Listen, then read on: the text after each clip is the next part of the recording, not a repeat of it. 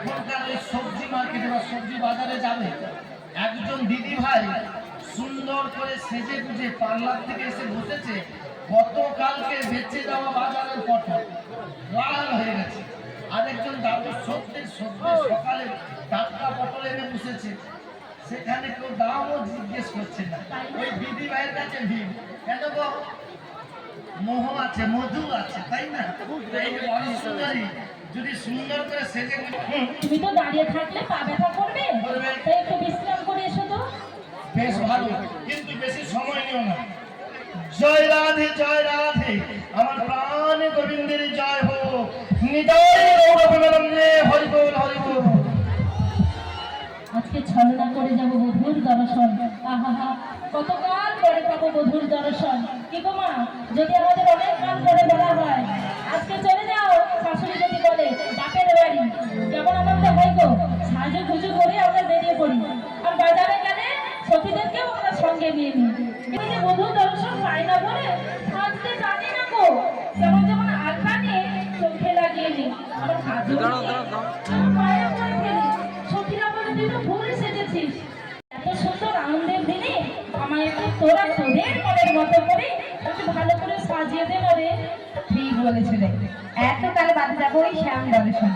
আমি তোমায় এমন ভাবে সাজিয়ে দেবো, তোমার কালাচাঁদ তোমার দিকে চিনতেও পারবে না। যায় তাই বলছি, এগো কেমন করে সাজাবো তবে বলছি শোনো তো রাই, বলছি শোনো।